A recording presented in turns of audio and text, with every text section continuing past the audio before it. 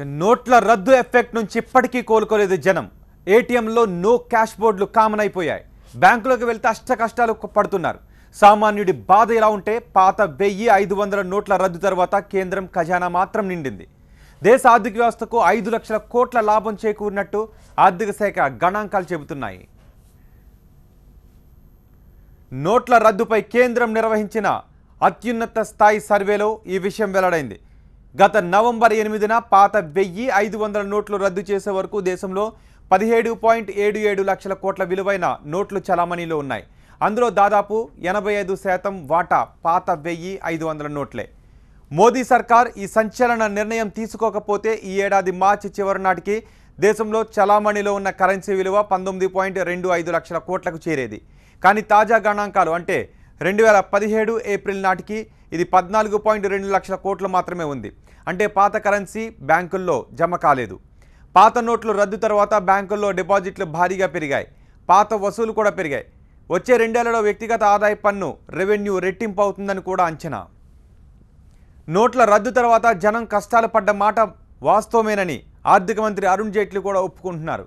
తాత్కాలికంగా ప్రజలకు ఇబ్బందులు వచ్చినప్పటికీ దీర్ఘకాలంలో చాలా ప్రయోజనాలు చేకూరుతాయని కేంద్రం ఇప్పటికీ చెబుతోంది.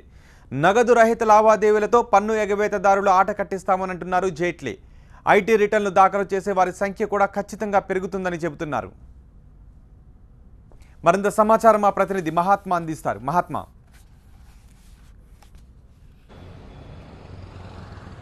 కేంద్ర ప్రభుత్వం తీసుకున్న నోట్ల రద్దు నిర్ణయం అనేక రకాల ప్రభావాలను చూపిందని చెప్పుకోవచ్చు. అది ప్రత్యక్షంగా కొంతకాలం పాటు కొన్ని నెలల పాటే సామాన్యుల మీద తీవ్రమైన ప్రభావాన్ని చూపింది.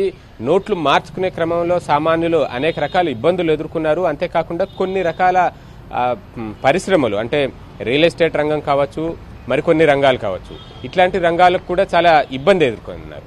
అయితే వీటి పరిస్థితి ఎలా ఉన్నా కూడా ఓవరాల్గా కేంద్ర ప్రభుత్వానికి ఈ నిర్ణయం వల్ల దాదాపు కేంద్ర ఖజానాకు 5 లక్షల కోట్ల రూపాయల మేర లబ్ధి చేకూరిందన్న గణాంకాలు ఇప్పుడు వెలుగులోకి వచ్చాయి. ఎందుకంటే నోట్ల రద్దు నిర్ణయం తీసుకునే నాటికి చలామణిలో ఉన్న నోట్లు ఎంత అన్నది ఒక రఫ్గా అంచనా వేశారు. అది 17.77 లక్షల కోట్లు చలామణిలో ఉన్న నోట్లుగా అంచనా వేయగా అందులో 86.1% పూర్తిగా రద్దయిన నోట్లే ఉన్నాయి. 500, 1000 రూపాయల డినామినేషన్ కలిగిన నోట్లే ఉన్నాయి.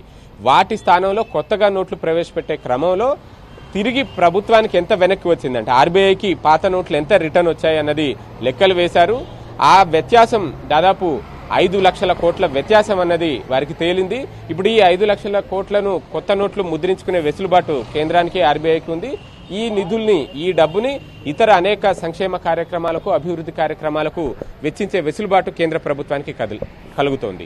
ఈ రకమైన బెనిఫిట్ కేంద్రానికి కలిగింది అని కేంద్ర ఆర్థిక మంత్రి అరుణ్ జైట్లీ విశ్లేషించారు. ఇప్పటిదాకా ఈ అంశం మీద గణాంకాలు బయటకు ఎందుకు చెప్పట్లేదు, నోట్ల రద్దు విషయంలో కేంద్ర ప్రభుత్వం ఎందుకు దాగుడు మూతల వ్యవహారాన్ని అమలు చేస్తుంది అంటూ ప్రతిపక్షాలను ప్రశ్నిస్తూ వచ్చాయి. ఈ క్రమంలో ఇప్పుడు అరుణ్ జైట్లీ వెల్లడించిన ఈ గణాంకాల ప్రకారం నోట్ల రద్దు కేంద్ర ప్రభుత్వానికి, కేంద్ర ఖజానాకు భారీగా మేలు చేసిందన్నదే అరుణ్ జైట్లీ వాదనగా కనిపిస్తుంది. అంతేకాకుండా నోట్ల రద్దు నిర్ణయంతో పాటుగానే మరికొన్ని సంస్కరణలను కూడా అమలు చేశారు. పారదర్శకతను పెంచేలాగా, ట్రాన్స్పరెన్సీ వచ్చేలాగా చేపట్టిన ఈ నిర్ణయాల వల్ల ఇక తదుపరి పన్ను ఎగవేతదారుల్ని కట్టడి చేయవచ్చన్న అభిప్రాయాన్ని కూడా ఆయన వ్యక్తం చేశారు. తద్వారా అన్ని రకాలుగా కూడా కేంద్ర ప్రభుత్వానికి, కేంద్ర ఖజానాకు లాభమే జరిగిందన్నది అరుణ్ జైట్లీ విశ్లేషణ.